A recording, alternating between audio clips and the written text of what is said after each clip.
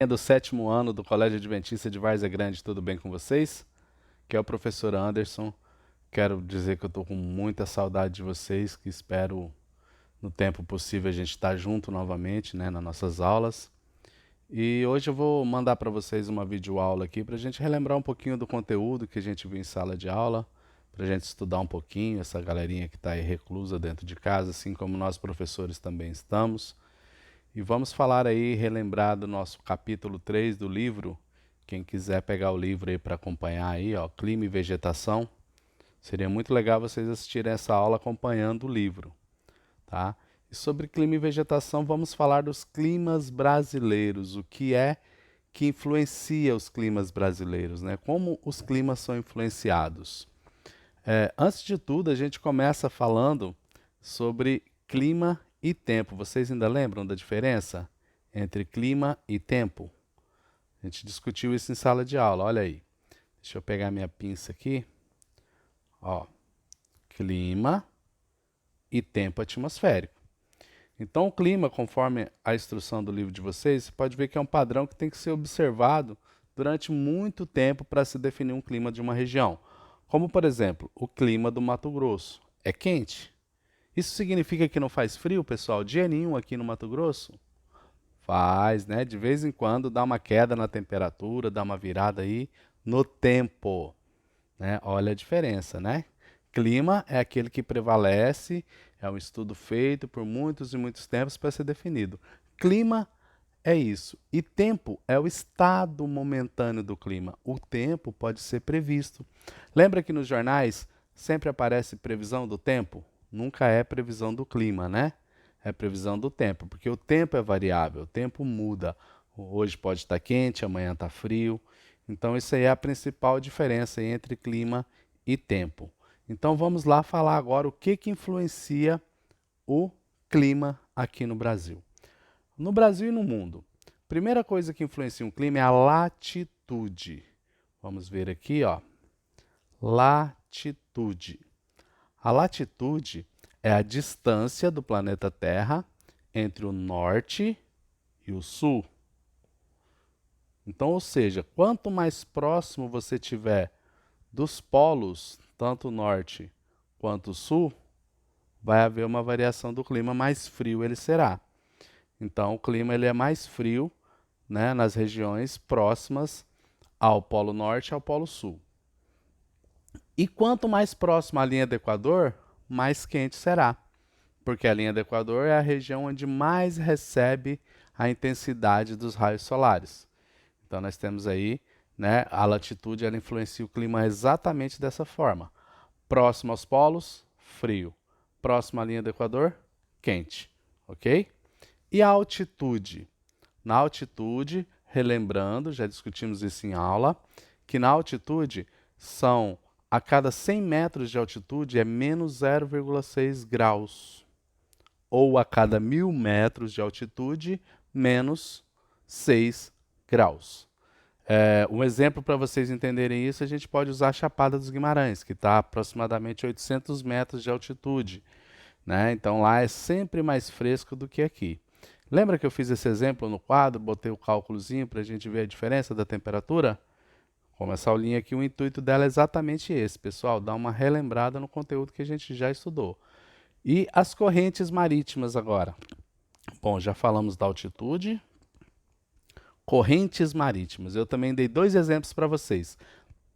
O primeiro exemplo é a corrente de Humboldt, né? Que é uma corrente marítima, que são aqueles rios que correm no fundo do oceano, né? A corrente de Humboldt ela sai da região norte do planeta e atinge aqui o Oceano Pacífico, que é aquele oceano que banha ali o Chile, né? Aquela região ali do outro lado da América do Sul.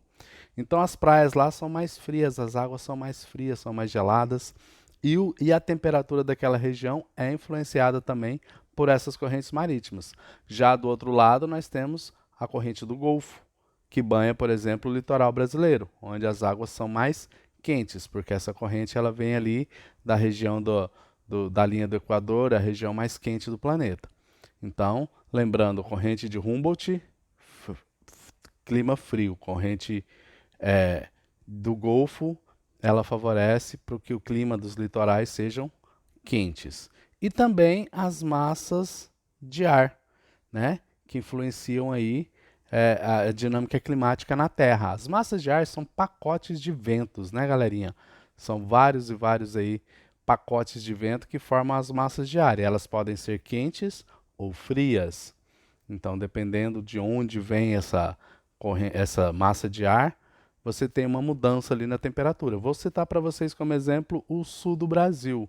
No Rio Grande do Sul, nós temos ali correntes de ar ali famosas, conhecidas, como por exemplo o minuano, que é um vento muito frio, né, que vem direcionado do Polo Sul, né, da região sul do planeta e que deixa ali as suas características climáticas, ok?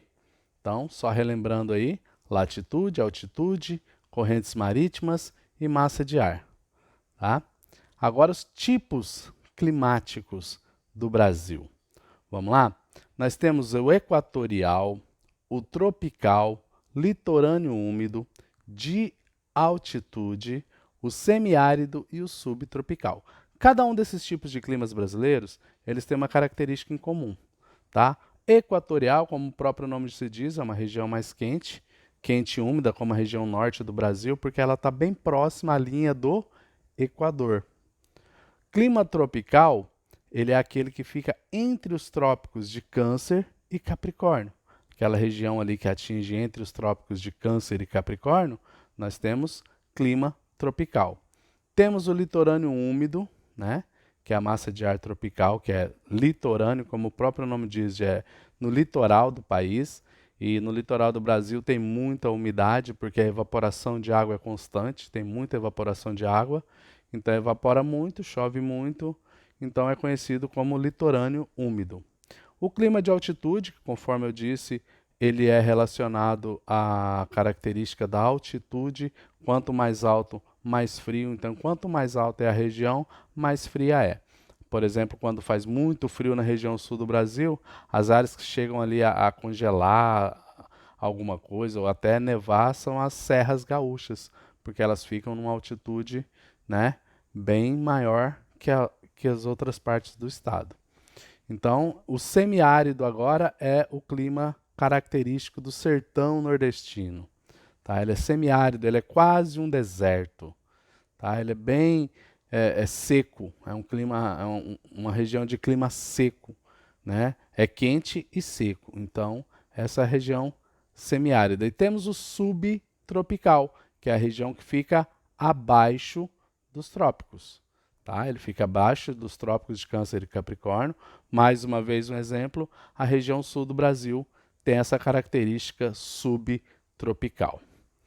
Falando mais um pouquinho, deixa eu só tirar a minha cara daqui. Agora a gente vai entrar em vegetação. Né? Já dei uma revisada aí na questão dos climas. E de vegetação a gente tem que entender o geossistema. Deixa eu colocar aqui para vocês. Ó, geossistema. Você vai encontrar no seu livro aí, geossistema. Então, o geossistema é onde nós temos vários sistemas do planeta interligados, né? Que ali leva em conta o relevo, a hidrografia, as ações do homem, né? E tudo isso se interliga formando um geossistema. Tudo que o homem modifica, tudo que é natural, tudo isso interligado a gente chama de geossistema. E aí nós temos os biomas brasileiros, né? O primeiro bioma que o livro traz para vocês é a floresta amazônica, né, pessoal? A floresta amazônica é bem conhecido. Ela tem como características árvores bem grandes, né? Árvores grandes. É uma mata fechada, uma região ali que abrange quase toda a região norte do país, um pedaço ali da região centro-oeste. Inclusive aqui no Mato Grosso nós temos, né, floresta amazônica. Vocês podem olhar nesse mapa. Deixa eu puxar o mapa para cá. Olha aí, vocês podem olhar nesse mapa aí. Toda essa área verde clara aí, ó, né, é de floresta amazônica. E vocês podem ver que aqui é o Mato Grosso e pegamos um pedacinho do Mato Grosso aí com esse bioma característico aí, tá bom?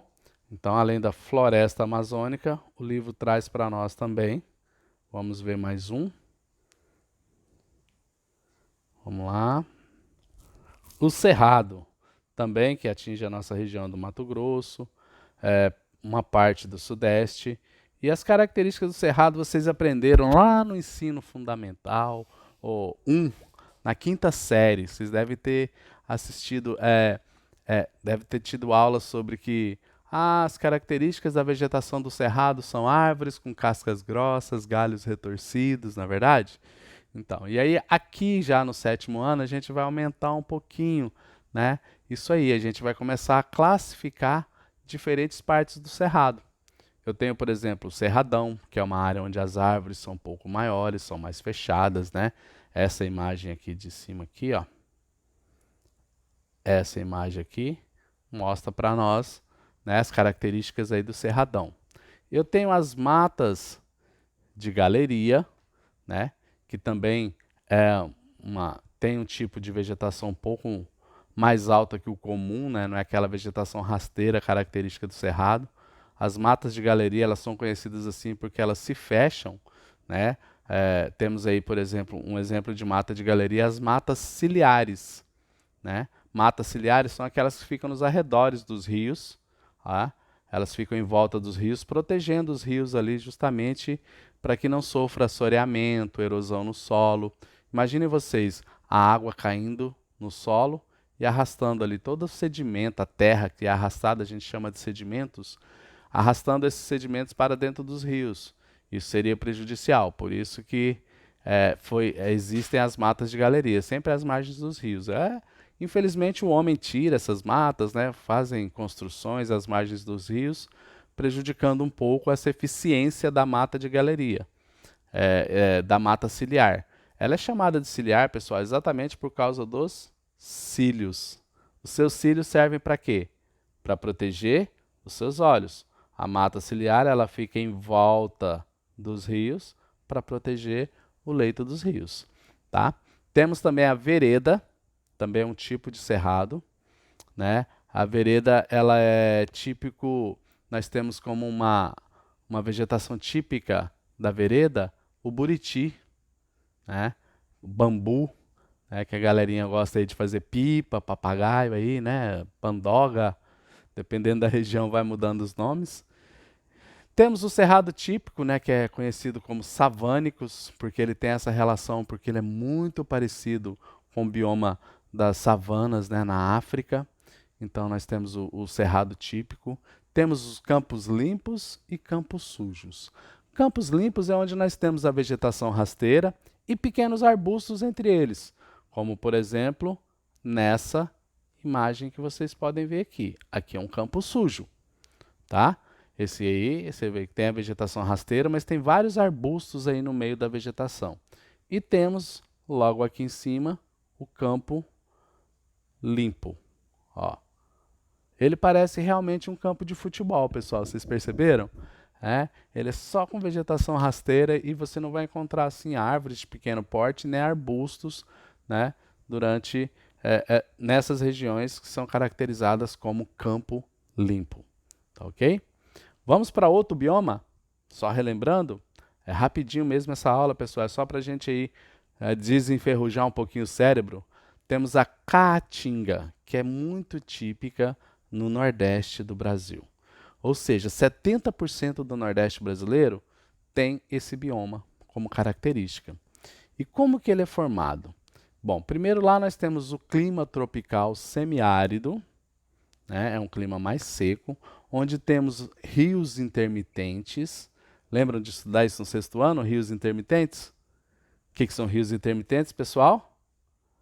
Isso, rios que nunca secam, né? Não, esses são os intermitentes, que é a minha pergunta, gente. Vamos lá? Rios intermitentes são aqueles que secam durante o período que as chuvas cessam. Acabam as chuvas, os rios desaparecem. Voltam as chuvas, os rios reaparecem. Tá bom? São aqueles rios que só correm nos períodos de chuvas. Isso é muito comum na região de Caatinga, tá?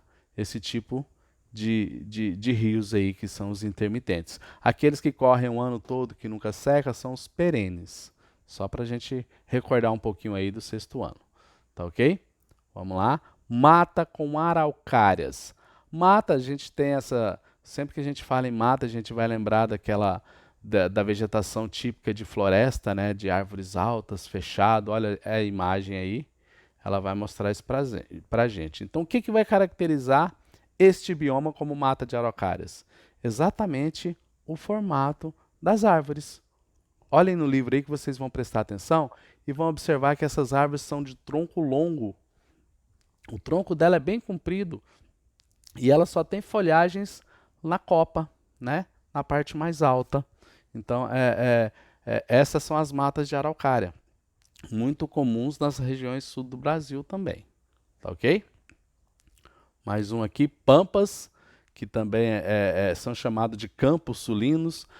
Lembram do Campo Limpo, que nós falamos agora há pouco? Então, o Pampas ele é bem parecido, tá? Com o Campo Limpo, com um bioma de cerrado de Campo Limpo.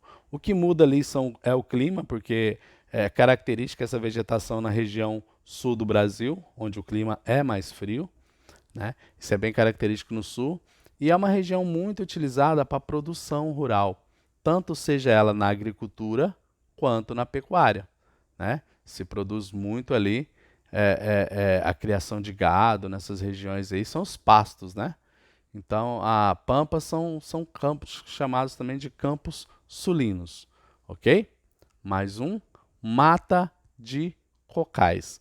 Mata de cocais, o livro traz essa informação, é bem interessante, deixa eu marcar para vocês aqui, olha só.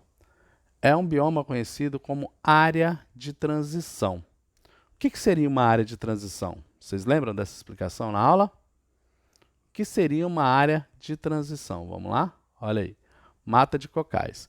Bom, fica ali entre Maranhão, Piauí, Tocantins, na região norte do país. E é uma transição entre a floresta amazônica e a caatinga nordestina, né? Então, assim, os biomas, pessoal, eles não acabam assim como se fosse uma linha reta, aqui acabou a floresta amazônica, daqui para cá já é caatinga, já muda totalmente a configuração da vegetação. Não é assim que funciona, tá? Ele tem uma área de transição, as árvores vão diminuindo de tamanho, de repente começa a desaparecer as árvores grandes e começa a aparecer as características ali da caatinga, entenderam? Então, essa mudança ela é lenta. E essa área de transição, né? Nós chamamos aqui, entre a Mata Atlântica e a Caatinga, entre a Floresta Amazônica e a Caatinga, nós chamamos de mata de cocais. Tá ok? Mais uma. Vamos lá, o vídeo não pode ficar muito longo para não ficar muito pesado. Vamos lá. Bom, não saiu aqui ainda na última imagem, mas ainda faltou a gente falar das regiões costeiras do Brasil, né? Os biomas que tem ali na região bem litorânea do Brasil ali, principalmente no encontro entre as águas do rio, quando as águas dos rios encontram o mar. Então, nessas regiões aí há uma formação pantanosa, né, que é chamada de mangue, os famosos manguezais, onde se extrai ali, as pessoas pegam muito caranguejos, lagostas, né, onde é muito procurado, extraído, né, da natureza esses animais aí para o consumo, né, para o alimento humano. Então nós temos aí também as regiões costeiras, tá ok? E aí assim, fica esse resumão aí, é só para vocês lembrarem realmente, tá? Estou aqui ansioso para a gente voltar às aulas, para a gente recomeçar aí, continuar o nosso conteúdo, com muita saudade de vocês.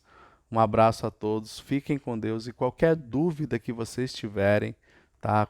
Eu vou passar uma atividade na plataforma, né? Ela vai estar disponível dia 31, na terça-feira. Umas questões aí para vocês fazerem, as atividades sobre esse conteúdo, tá? Porque esse conteúdo, capítulo 3, que vai ser a nossa prova, eu vou passar lá para vocês umas atividades, a partir de terça-feira já está disponível, e qualquer dúvida que vocês tiverem dentro do horário combinado aí, né? Que é entre as 9 da manhã às 12, depois às 14 e às 17. Então, qualquer dúvida que você tiver, pode me chamar no WhatsApp. Eu estou em todos os grupos aí de vocês aí, sétimo A, sétimo B, sétimo C.